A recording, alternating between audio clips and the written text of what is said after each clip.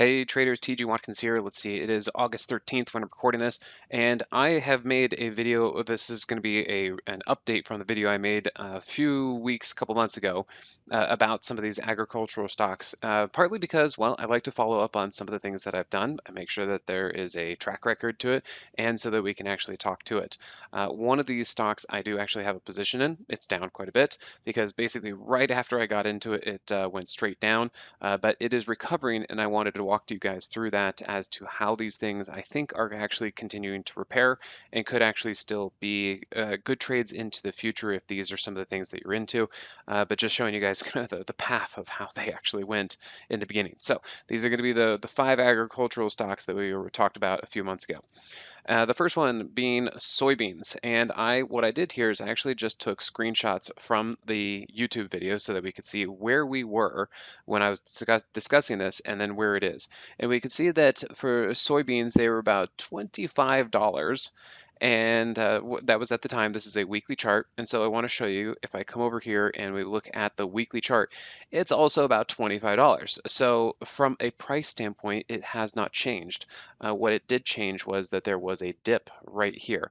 Now, if you go back and actually watch that video, or maybe if you don't, I was saying that I think that this is looking fairly bullish, maybe a little extended for soybeans specifically, and that dips should be viable. Well, look at this. If you were waiting and if you saw a dip, here is your dip, and there was a big move. Yes, it has pulled back, but there was a viable dip that did shoot up quite a bit. And this is another common thing I talk about, price pulling into these moving averages on the weekly chart, and then you can see here it's spring loaded to the upside. Now, of course, this was a huge move. They got a little too overbought, and I would look at this as the next possible dip to be bought. So if this works, I'm viewing this as probably a cup with handle if you kind of exclude that big move up there. This could actually end up just being a cup with handle. So once again, this is kind of why I wanted to follow up with this particular topic, is because at the time I was discussing these things, some of them were looking pretty good, then they changed, now they're looking good again. And there's the possibility that this could go higher. So that's why I want to be watching for soybeans. Then we can look at this. Let me cancel these out so that we don't fill up too much. And then if we look at the other one, I was looking at wheat. So you can see here, and wheat, as my arrow shows you, I was talking about the volume. There was a ton of volume, and you can see here there was a pullback that I was looking at, and you could see wheat was starting to move up quite a bit. Well, let's go see how wheat did. So if we look, I'm sorry, let me type that better. There you go. And so what happened? Well, basically, as I said, right after I made that video, these things went straight down. Okay, so be it. Welcome to the market. We're at any point in time, we're all going to be wrong eventually. And so this was looking really good. I mean, honestly, on the surface, it was looking really good. Here's your cup. There's your breakout handle. This was making new highs, and then all of a sudden came back down.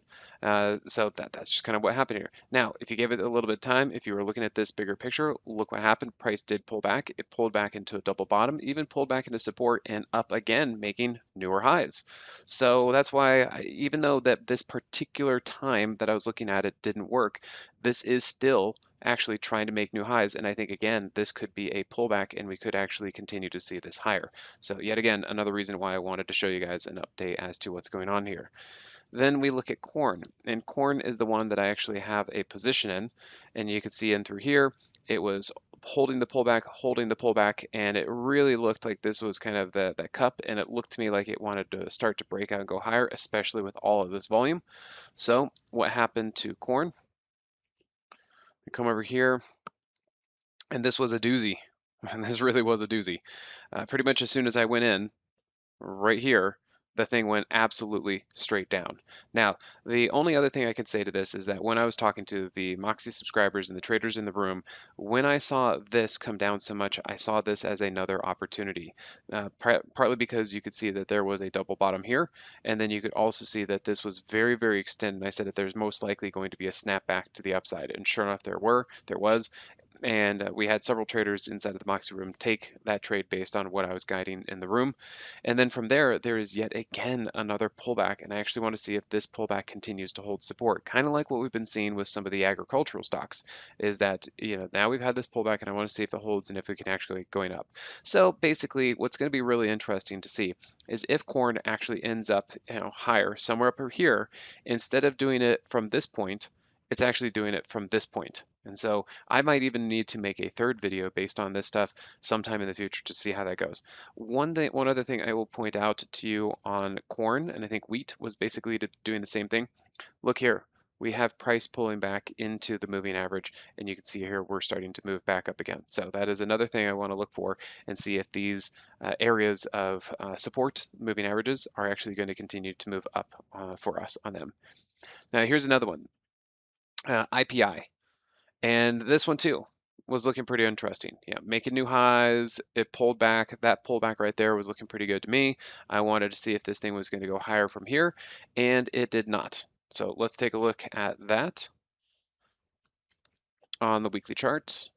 We can dive in right here, and you can see right at this point, so this was the area right there into the weekly 21, and I was looking for price to continue to move up like that, and it did not. Now, I haven't taken a trade on this. The only one I took a trade on was actually corn, and so this came down. But this is why I'm following up with this, is because I've had this diagonal trend line here for weeks, if not months. And then all I did is I hit extend right, and look where it landed. So now this is very interesting. We now have a breakout from the trend line, and now we have price pulling back into the trend line. Not only that trend line, but we also have price starting to hold this moving average. So, if we are not right about a particular move here, it doesn't mean we're wrong about the entire thing. Maybe it just is going to set up later. And this is again another situation that I'd be looking for and saying, hey, maybe this is the next opportunity for some of these stocks because they are starting to kind of set up in a group again. So IPI, potash could be another something starting to shape up in through. And then the final one was CF. This is more along the fertilizer situation. Again, nice big move, saw a pullback. I was looking for the weekly 21 to hold and see if this could kind of keep coming up a little bit like that. And then this one also, if you guys are starting to kind of catch a vibe here, you can see here that they all basically did the same thing. They all looked like they wanted to move up, and then they all broke down right there. They all broke down, but then look, they all sprang back up, and now I'm looking to see if this can't happen. So there was certainly something that went on out there that is causing the commodities as a group. Maybe it was the fact that the dollar went higher a little bit unexpectedly, actually. The dollar went higher for a while, and that might have put some pressure on these commodities. But now the dollar is starting to come back down, so I want to see if we can actually catch some support in through here. So, as I said, once again, the same theme as with the others.